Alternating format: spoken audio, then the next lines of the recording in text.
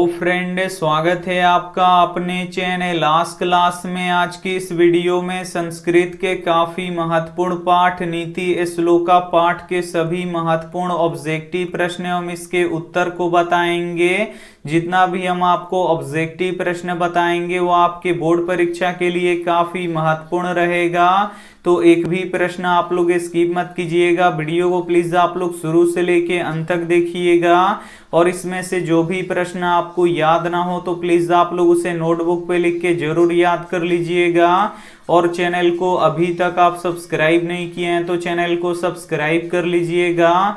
और सब्सक्राइब करने के बाद एक बेल आइकन आता है तो बेल आइकन को दबा के ऑल पे कर लीजिएगा, ताकि जब भी लाइव क्लास हो तो आपके पास नोटिफिकेशन पहुंचता रहे।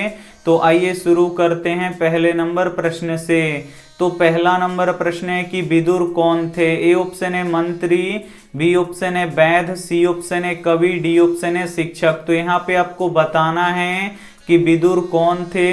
तो विदुर मंत्री थे, इसे आपको याद रखना है। यहाँ पे ए ऑप्शन बिल्कुल ही सही हो जाएगा। ये देखते हैं अगला प्रश्न दो नंबर प्रश्न है कि नीति श्लोका पाठ कहाँ से संकलित है। ए ऑप्शन है विष्णु पुराण से, बी ऑप्शन है रामायण से, सी ऑप्शन है विदुर नीति से, डी ऑप्शन है इनमें से कोई नहीं। तो यहाँ पे आपको बताना है कि नीति श्लोका पाठ कहाँ से संकलित है। तो ये विदुर नीति से संकलित है, इसे आपको याद रखना है। यहाँ पे सी ऑप्शन बिल्कुल ही सही हो जाएगा। ये देखते हैं अगला प्रश्न तीन नंबर प्रश्न है कि विदुर नीति की रचना किसने किया। ए ऑप्शन है कालिदास ने, बी ऑप्शन है वेद व्यास ने, सी ऑप्शन है विदुर ने, डी ऑप्शन है वाल्मीकि ने। तो यहाँ पे आपको बताना है कि विदुर नीति की रचना किसने किया। तो विदुर ने किया, इसे आपको याद रखना है। यहाँ पे सी ऑप्शन बिल्कुल ही सही हो जाएगा। ये देखते हैं अगला प्रश्न चार नंबर प्रश्न है कि नरक के कितने द्वार होते हैं। ए ऑप्शन है 1,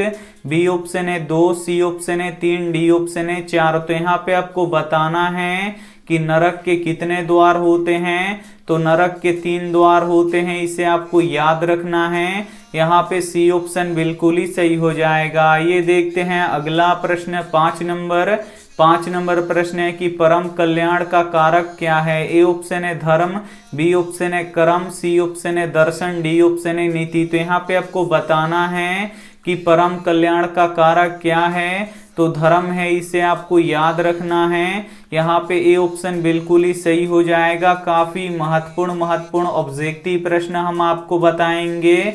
तो एक भी प्रश्न आप लोग स्किप मत कीजिएगा, वीडियो को प्लीज आप लोग शुरू से लेके अंत तक देखिएगा।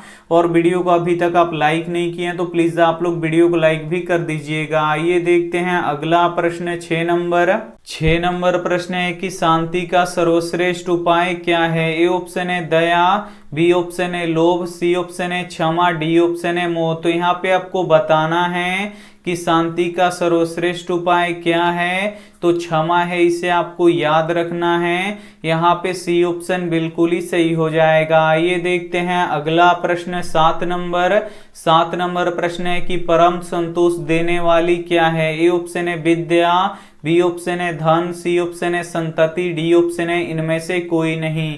तो यहाँ पे आपको बताना है कि परम संतोष देने वाली क्या है। तो विद्या है, इसे आपको याद रखना है। यहाँ पे ए ऑप्शन बिल्कुल ही सही हो जाएगा। ये देखते हैं अगला प्रश्न 8 नंबर प्रश्न है कि परम सुख देने वाली क्या है। ए ऑप्शन है हिंसा, बी ऑप्शन है अहिंसा, सी ऑप्शन है निंदा, डी ऑप्शन है तपस्या। तो यहाँ पे आपको बताना है कि परम सुख देने वाली क्या है। तो अहिंसा है, इसे आपको याद रखना है। यहाँ पे बी ऑप्शन बिल्कुल ही सही हो जाएगा। ये देखते हैं अगला प्रश्न 9 नंबर प्रश्न है कि अपनी उन्नति चाहने वाले व्यक्ति को कितनी दोषों को त्याग देनी चाहिए। ए ऑप्शन है 7, बी ऑप्शन है 6, सी ऑप्शन है 5, डी ऑप्शन है 8। तो यहाँ पे आपको बताना है कि अपनी उन्नति चाहने वाले व्यक्ति को कितने दोषों को त्याग देनी चाहिए। तो 6 दोषों को त्याग देनी चाहिए, इसे आपको याद रखना है। यहाँ पे बी ऑप्शन बिल्कुल ही सही हो जाएगा। ये देखते हैं अगला प्रश्न 10 नंबर प्रश्न है कि रूप की रक्षा किससे होती है। ए ऑप्शन है सत्य से, बी ऑप्शन है असत्य से, सी ऑप्शन है मिर्जया से, डी ऑप्शन है वृत्ति से। तो यहाँ पे आपको बताना है कि रूप की रक्षा किससे होती है, तो रूप की रक्षा मिर्जया से होती है, इसे आपको याद रखना है। यहाँ पे सी ऑप्शन बिल्कुल ही सही हो जाएगा। ये देखते हैं अगला प्रश्न 11 नंबर। 11 नंबर प्रश्न है कि घर की शोभा कौन है। ए ऑप्शन है पुरुष, बी ऑप्शन है स्त्री, सी ऑप्शन है पुत्र, डी ऑप्शन है पुत्री। तो यहाँ पे आपको बताना है कि घर की शोभा कौन है, तो घर की शोभा स्त्रियां होती हैं, इसे आपको याद रखना है। यहाँ पे बी ऑप्शन बिल्कुल ही सही हो जाएगा। ये देखते हैं अगला प्रश्न 12 नंबर। 12 नंबर प्रश्न है कि प्रियवादी पुरुष कैसे होते हैं। ए ऑप्शन है दुर्लभ, बी ऑप्शन है सुलभ, सी ऑप्शन है अलभ, डी ऑप्शन है इनमें से कोई नहीं। तो यहाँ पे आपको बताना है कि प्रियवादी पुरुष कैसे होते हैं, तो सुलभ होते हैं, इसे आपको याद रखना है। यहाँ पे बी ऑप्शन बिल्कुल ही सही हो जाएगा। ये देखते हैं अगला प्रश्न 13 नंबर। 13 नंबर प्रश्न है कि धर्म की रक्षा किससे होती है। ए ऑप्शन है सत्य से, बी ऑप्शन है असत्य से, सी ऑप्शन है पूजा से, डी ऑप्शन है इनमें से कोई नहीं। तो यहाँ पे आपको बताना है कि धर्म की रक्षा किससे होती है, तो धर्म की रक्षा सत्य से होती है, इसे आपको याद रखना है। यहाँ पे ए ऑप्शन बिल्कुल ही सही हो जाएगा। ये देखते हैं अगला प्रश्न 14 नंबर।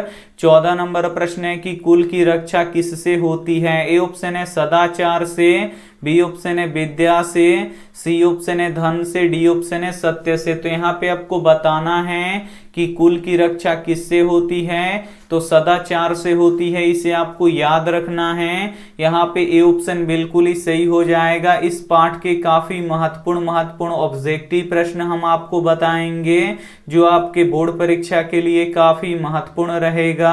तो एक भी प्रश्न आप लोग स्किप मत कीजिएगा। वीडियो को प्लीज आप लोग शुरू से लेके अंत तक देखिएगा, और वीडियो को अभी तक आप लाइक नहीं किए हैं तो प्लीज आप लोग वीडियो को लाइक भी कर दीजिएगा। ये देखते हैं अगला प्रश्न 15 नंबर। 15 नंबर प्रश्न है कि बिना बुलाए कौन आता है। ए ऑप्शन है सज्जन, बी ऑप्शन है दुर्जन, सी ऑप्शन है मूर्ख, डी ऑप्शन है इनमें से कोई नहीं। तो यहाँ पे आपको बताना है कि बिना बुलाए कौन आता है, तो बिना बुलाए मूर्ख आता है, इसे आपको याद रखना है। यहाँ पे सी ऑप्शन बिल्कुल ही सही हो जाएगा। ये देखते हैं अगला प्रश्न 16 नंबर। 16 नंबर प्रश्न है कि महाराज धृतराष्ट्र के प्रश्नों के उत्तर कौन दे रहे थे। ए ऑप्शन है मंत्री विदुर, बी ऑप्शन है दुर्योधन, सी ऑप्शन है अर्जुन, डी ऑप्शन है कृष्णा। तो यहाँ पे आपको बताना है कि महाराज धृतराष्ट्र के प्रश्नों के उत्तर कौन दे रहे थे, तो मंत्री विदुर दे रहे थे, इसे आपको याद रखना है। यहाँ पे ए ऑप्शन बिल्कुल ही सही हो जाएगा। ये देखते हैं अगला प्रश्न 17 नंबर। 17 नंबर प्रश्न है कि विनय किसका नाश करता है। ए ऑप्शन है कृति का, बी ऑप्शन है आचरण का, सी ऑप्शन है धर्म का, डी ऑप्शन है आकृति का। तो यहाँ पे आपको बताना है कि विनय किसका नाश करता है, तो विनय आकृति का नाश करता है, इसे आपको याद रखना है। यहाँ पे डी ऑप्शन बिल्कुल ही सही हो जाएगा। ये देखते हैं अगला प्रश्न 18 नंबर।